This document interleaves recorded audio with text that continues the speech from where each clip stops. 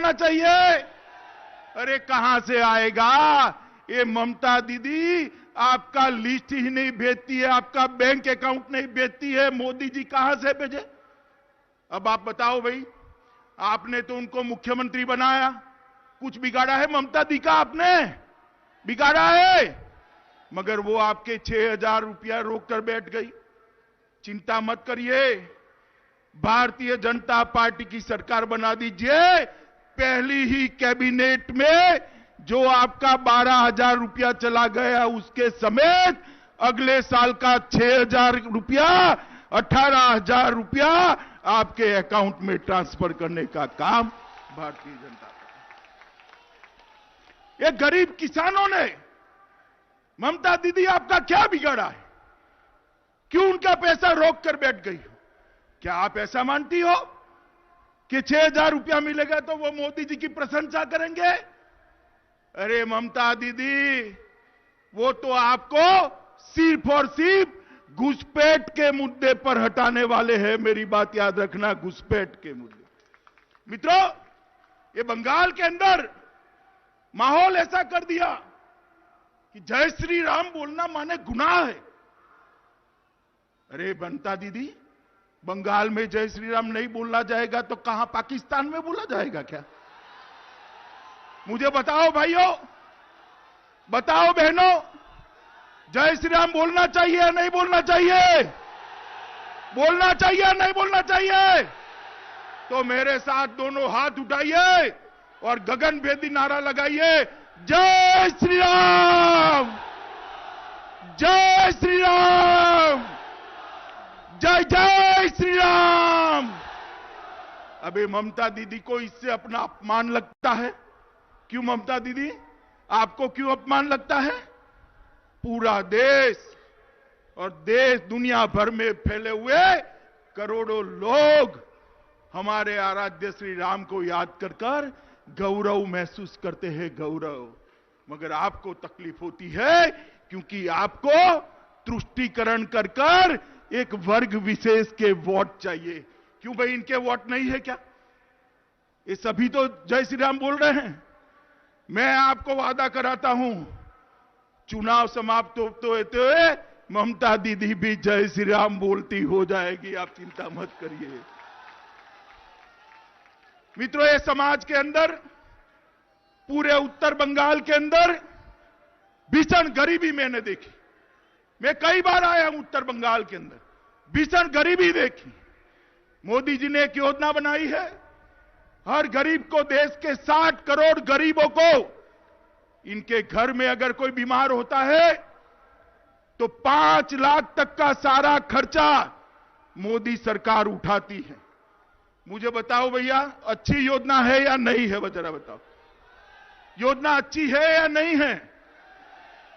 आपको भी ये 5 लाख रुपया मिलना चाहिए या नहीं मिलना चाहिए? जोर से बोलो, मिलना चाहिए या नहीं मिलना चाहिए? मगर नहीं मिल रहा है। क्यों नहीं मिल रहा है? कि ममता दीदी को ये योजना पसंद नहीं आती है। आयुष्मान भारत योजना नरेंद्र मोदी साहब की वो नहीं चाहती है। उनको डर है कि आपके घर में अगर ये 5 लाख रुपया आया तो मोदी जी लोकप्रिय हो जाएंगे।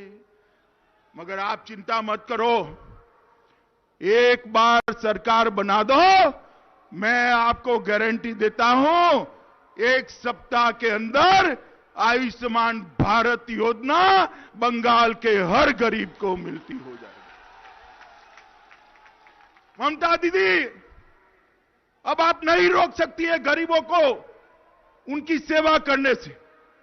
नरेंद्र मोदी सरकार की सारी योजनाएं आप और आपका भतीजा जो रोक कर बैठे हैं, मैं आपको कहता हूं, मई के बाद आप रोक नहीं पाओगी, क्योंकि आप मुख्यमंत्री ही नहीं होगी। मित्रों, मोदी सरकार इस प्रकार की 115 योजनाओं के माध्यम से गरीबों के कल्याण में लगी है। सरकारें क्यों होती है? गरीब, बीमार, बूढ़े, किसान, आदिवासी, दलित, उनकी सेवाएं करने के लिए सरकार होती है। ये सारी योजनाएं, 115 योजनाएं जो नरेंद्र मोदी जी ने बनाई है वो सारी गरीबों के लिए है। ये ममता दीदी रोक कर बैठी है। मोदी सरकार गरीब कल्याण के लिए प्रतिबद्ध है। मोदी सरकार गरीब कल्याण के लिए प्रतिबद्ध है। ममता सरकार भतीजे कल्याण के लिए प्रतिबद्ध है। उनका दिन रात ध्यान एक ही चीज में है कि कब मेरा भतीजा मुख्यमंत्री बन जाए, कब मेरा भतीजा मुख्यमंत्री बन जाए। अगर ये तो हमारे दिलीप घोष ने लड़ाई न ली होती तो वो घोषणा भी कर चुकी होती कि अगली बार भतीजा मुख्यमंत्री बनना, मगर अब डर गई है, घोषणा नहीं करेगी। मित्रों, मैं आपको बताता हूं कि मां, माटी और मानुष का जो नारा लेकर आई थी, इसकी तरह टोलबाजी का काम करी है, इसकी तरह जगह तुष्टीकरण का काम करी है और उसकी तरह जगह कारखानों को ताले लगाने का काम हो रहा है। मित्रों, ये ममता दीदी फेल प्रशासक है, विफल मुख्यमंत्री है। अब समय आ गया है उनको बदलने का। मित्रों, इस बार बंगाल की जनता ने नरेंद्र मोदी जी के विकास के मॉडल और ममता दीदी के विनाश के मॉडल के बीच में पसंदगी करनी है कि बंगाल क्या चाहता है। मित्रों, आज मैं यहां आया हूं, दीनदयाल जी की पुण्यतिथि है। बंगाल के अंदर ये जो मुहिम हमने चलाई, हमारे 130 से ज्यादा कार्यकर्ताओं की हत्या ये तृणमूल के गुंडों ने की है। एक को भी पकड़ते नहीं है, एक को भी सजा नहीं होगी ऐसा वो मानते हैं। अरे ममता दीदी, मैं राजवंशियों की वीर भूमि पर बैठकर कहने वाला हूं, हमारी सरकार आने वाली है। हत्या जिन्होंने करी है इसको चुन चुन कर जेल की सलाखों के पीछे डालेंगे। और क्या समझती हैं आप? इस प्रकार से आप भारतीय जनता पार्टी को रोक लेगी? बंगाल की जनता को वोट नहीं करने देगी? आपके गुंडे चुनाव के दिन जनता को परेशान करेंगे? मैं आपको कहने आया हूं, इस बार भारतीय जनता पार्टी दमखम के साथ चुनाव के मैदान में है। किसी माय के लाल की हिम्मत नहीं है कि चुनाव को प्रभावित करे। आप चिंता मत करिए, घर घर जाकर परिवर्तन का नारा बुलंद करिए, परिवर्तन का नारा बुलंद करिए। कोई आपको वोट डालने से नहीं रोक सकता। भय आपके दिमाग से निकाल दीजिए। मित्रों, मेरे यहां जो 130 कार्यकर्ता मारे गए हैं भारतीय जनता पार्टी के, इसमें से ढेर सारे नॉर्थ बंगाल के, कूच बिहार से आनंद पाल, समरू बर्मन, कलाचंद कर्मकार, दक्षिण दिनाजपुर से गोपाल गुइन, जलपाईगुड़ी से खिरोद रॉय, सिलीगुड़ी से उलेन रॉय, मालदा से नुपेन मंडल, राम मंडल, उत्तर दिनाजपुर से ओरेन सिंह, टोटेन दास, अमीरुल इस्लाम, राजेश सरकार, तापस बर्मन। कितनी लंबी सूची है। क्या गुनाह था इनका? जय श्री राम का नारा लगाते थे, भारत माता की जय का नारा लगाते थे, वंदे मातरम का नारा लगाते थे, और आपके गुंडों ने इनको मार दिया है। इस बार बंगाल की जनता इसका हिसाब किताब करने के लिए आतुर है। मित्रों, ममता बनर्जी हमें कहती थी, मुझे याद है जब मैंने 2017 में कहा कि हम 20 से ज्यादा सीटें जीतेंगे, उन्होंने कहा बड़ा अंडा आएगा, अंडा। मगर भारतीय जनता पार्टी को आप सबने 18 सीटें दे दी। हमारा राजू 20 और प्रामाणिक यहां पर बैठे हैं, बहन देवश्री बैठी है। मित्रों, आज मैं आपको कहने आया हूं, जो ममता दीदी अंडे की बात करती थी, वो अपनी खुद की सीट ढूंढने में पड़ गई है कि यहां से लड़ू या वहां से लड़ू, वहां से लड़ू या यहां से लड़ू, एक जगह से लड़ू या 2 जगह से लड़ू। क्यों ममता दीदी? क्या हो गया आपको मित्रों? ये बंगाल को और उसकी कानून और व्यवस्था को ममता दीदी ने खराब कर रख दिया है। हत्या के मामले में देश भर में बंगाल चौथे नंबर पर, हत्या के प्रयास के मामले में पहले नंबर पर, राजनीतिक हत्याओं के मामले में पहले नंबर पर, गंभीर रूप से घायल करने में पहले नंबर पर, हिंसक अपराधों में तीसरे नंबर पर, महिला अत्याचार में पहले नंबर पर। नंबर 1 ममता दीदी किस चीज में होना चाहिए? घर में पानी पहुंचाए, उसमें नंबर 1 लाइए। शौचालय बनाइए, उसमें नंबर 1 लाइए। गरीब को घर दीजिए, उसमें नंबर 1 लाइए। गरीब के घर में गैस का सिलेंडर दीजिए, उसमें नंबर 1 लाइए। स्वास्थ्य की योजना बनाइए, उसमें नंबर 1 लाइए। और मेरे राजवंशी भाइयों को नौकरी दीजिए, उसमें नंबर 1 लाइए। मगर उसमें आप नंबर 1 नहीं आते। ये सारा काम तो नरेंद्र मोदी जी कर रहे हैं। आप नंबर 1 किस में हो? महिलाओं पर अत्याचार, हत्या के प्रयास, राजनीतिक हत्या, इस प्रकार के कामों में बंगाल को नंबर 1 कर दिया है। मित्रों, ये पूरा उत्तर बंगाल चाय बागानों के मजदूरों से भरा पड़ा है। ढेर सारे लोगों की रोजगारी जुड़ी है। मुझे आपको कहते हुए आनंद है कि भारतीय जनता पार्टी की सरकार के प्रधानमंत्री नरेंद्र मोदी जी ने इस बजट के अंदर चाय बागान के मजदूरों के लिए 2000 करोड़ का पैकेज की घोषणा की है। मित्रों, 2000 करोड़। वहां पर अच्छे स्कूल बनेंगे, उनके लिए मकान होंगे, पब्लिक हेल्थ सेंटर बनेंगे और उनके बैंक खाते खोलकर उनकी मजदूरी में कोई बिचौलिया नहीं आएगा, सीधा उनके अकाउंट में भर दे। इस प्रकार की व्यवस्था ये भारतीय जनता पार्टी की सरकार करने वाली है। मित्रों, ये चाय बागान के सभी मजदूर भाइयों को मैं भरोसा दिलाने आया हूं कि 70 साल से किसी ने आपकी सूद नहीं ली। कांग्रेस हो, कम्युनिस्ट हो, तृणमूल कांग्रेस हो, आपने लोकसभा में भारतीय जनता पार्टी का समर्थन किया है। एक बार यहां सरकार बनाने के हमारा मदद करिए। मैं आपको वादा दिलाता हूं कि आपकी सभी समस्याओं का समाधान भारतीय जनता पार्टी की नई सरकार करेंगे।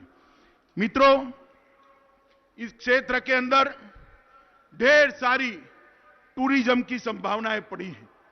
हम उत्तर बंगाल को एक ऐसा स्थान बनाना चाहते हैं जहां देश भर का पर्यटक उत्तर बंगाल को देखने के लिए आए, दार्जिलिंग को देखने के लिए आए, भगवान मदन मोहन के दर्शन करने के लिए आए। इसको पर्यटन के लिए एक विशेष सर्किट हम बनाएंगे और इससे ढेर सारे स्थानीय लोगों को रोजगारी बनेगी। मित्रों, हमने ढेर सारे प्रोग्राम उत्तर बंगाल के लिए तय किए हैं और जब हमारा घोषणा पत्र आएगा तब इसकी घोषणा होगी। ये पूरे उत्तर बंगाल को हम देश का सबसे विकसित प्रदेश बनाने की दिशा में आगे बढ़ रहे हैं।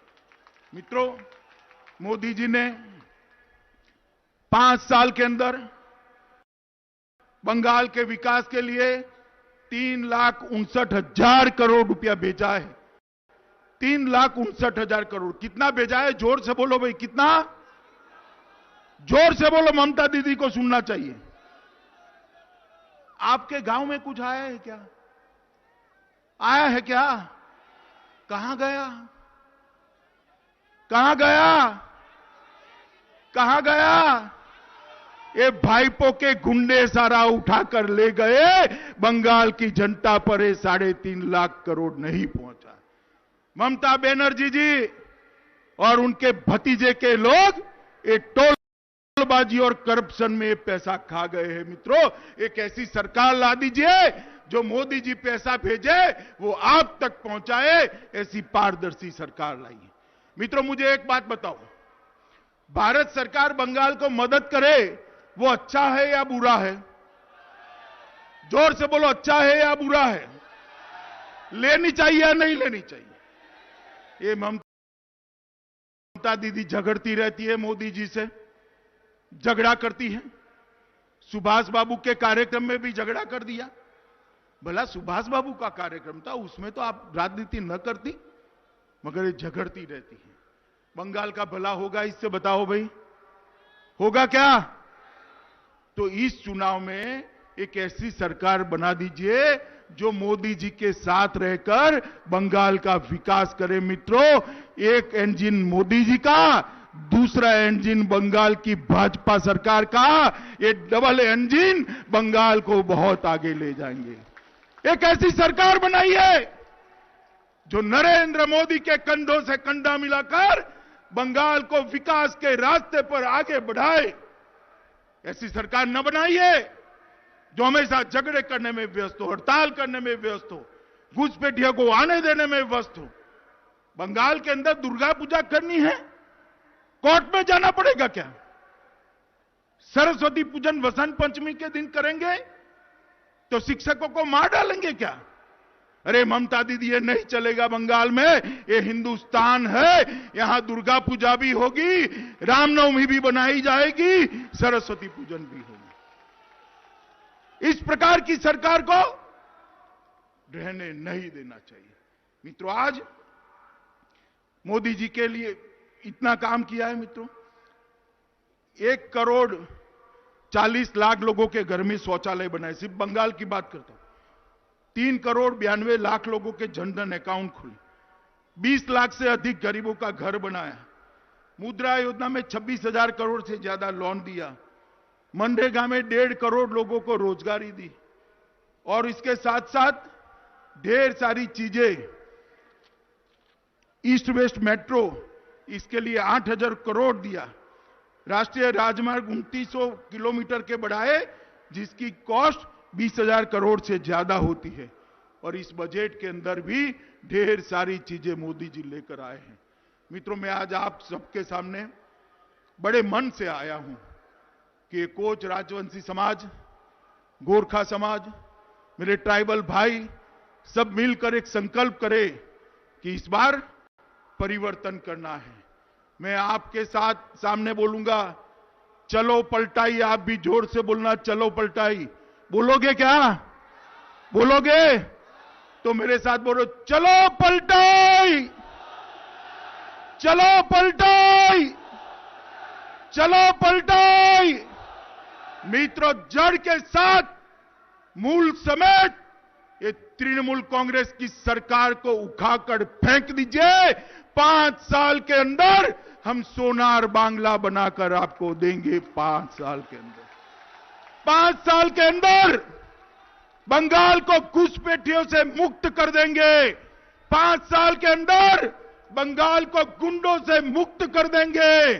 5 साल के अंदर ये उत्तर बंगाल की गरिमा को आसमान तक छू पाए, इस प्रकार की हम व्यवस्था करेंगे। मित्रों, मुझे बताइए, आज यहां से जाकर गांव-गांव में, घर-घर में कमल का निशान और नरेंद्र मोदी जी का नाम लेकर चलो पलटाई का संदेश लेकर आप जाएंगे क्या?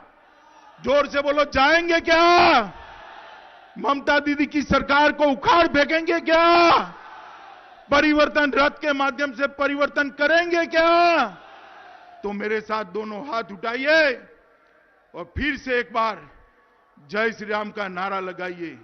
बोलो, जय श्री राम, जय श्री राम, जय जय श्री राम।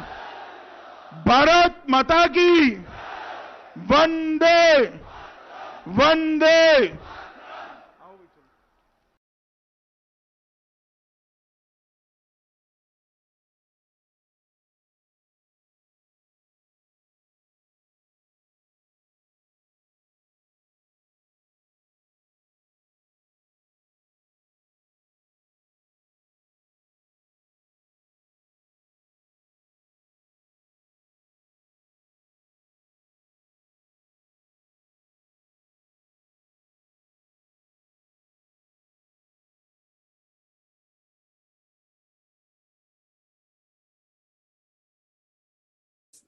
व्यावसायिकता सुनिश्चित करने, समस्याओं और पॉलिसी सपोर्ट के लिए उपस्थित है। हाल के दिनों में मंत्रालय ने कैश लॉजिस्टिक्स सिस्टम्स कंपनियों के लिए भी एक मॉडल नियम को अधिसूचित किया था, जो कि न केवल कीमती सामानों के परिवहन को सुरक्षा की हेल्प करता है, बल्कि कैश और अन्य कीमती सामानों की सुरक्षा करने वाले कर्मियों को भी सुरक्षा सुनिश्चित करता है। सरकार उद्योग और नियंत्रण अधिकारियों के विचारों और सुझावों के लिए और साथ ही व्यापार को आसान बनाने के लिए और प्रक्रियाओं को सहायक बनाने के लिए अधिनियम में संशोधन के लिए हमेशा तैयार है। मैं इन उद्देश्यों को ध्यान में रखते हुए नियमों और विनियमों की समीक्षा की प्रक्रिया शुरू करने के लिए मंत्रालय में संबंधित प्रभाग से अनुरोध भी करूंगा। मैं समझता हूं कि अधिनियम में संशोधन करने में समय लग सकता है, जबकि नियमों की समीक्षा अधिक तेजी से की जा सकती है और इसमें उपयुक्त संशोधन शामिल किया जा सकता है। मेरा मानना है कि अगले 3 महीने में ये सब किया जा सकता है। हाल के दिनों में ही कंट्रोलिंग ऑफिसर्स ने अधिनियम के प्रावधानों को लागू करने में अपने विशाल अनुभव के कारण और जमीनी हकीकत से परिचित होने के कारण बहुमूल्य सुझाव दिए। मैं उनसे ये भी अनुरोध करूंगा कि वे प्रक्रियाओं की समीक्षा में भाग लेते रहें, ताकि परामर्श की प्रक्रिया के माध्यम से अंतिम परिणाम प्राप्त किया जा सके। इन शब्दों के साथ मैं आज की इस सभा में आप सबका एक बार फिर से स्वागत करता हूं। धन्यवाद।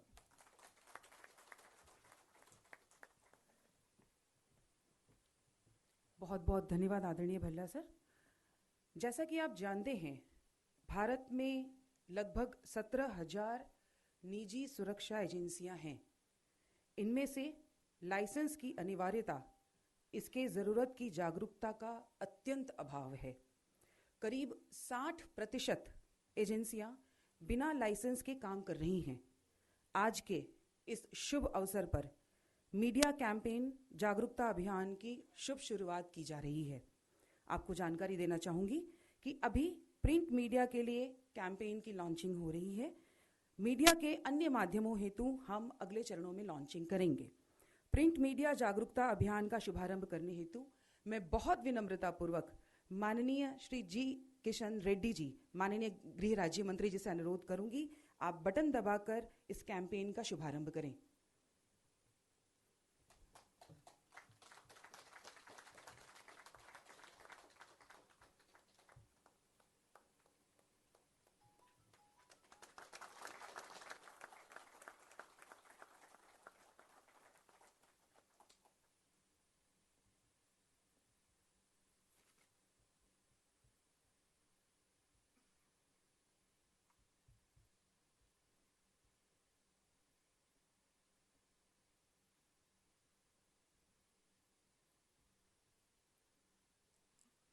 बहुत बहुत धन्यवाद। अब मैं बहुत विनम्रतापूर्वक एक बार पुनः उन्हीं व्यक्तित्व से अनुरोध करने जा रही हूं। आप अहिंदी भाषिक क्षेत्र से आते हैं, पर हिंदी के प्रति आपका अनुराग आपकी सोच और व्यक्तित्व को विशिष्ट बनाता है। वहीं आपकी जीवटता और समर्पण आपके व्यक्तित्व को अत्यंत प्रभावी बनाते हैं। मैं बहुत आदरपूर्वक माननीय गृह राज्य मंत्री श्री जी किशन रेड्डी जी से अनुरोध करूंगी, आप आएं और अपने महत्वपूर्ण संबोधन से हम सभी को लाभान्वित करें।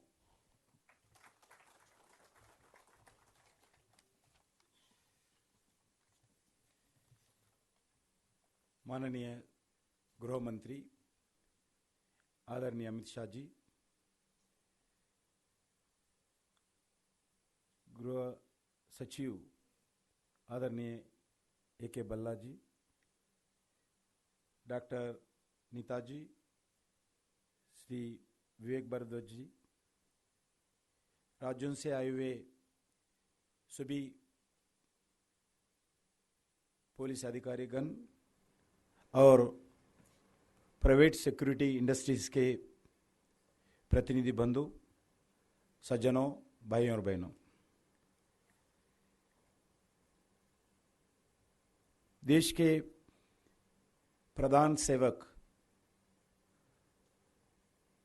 देश के प्रधानमंत्री,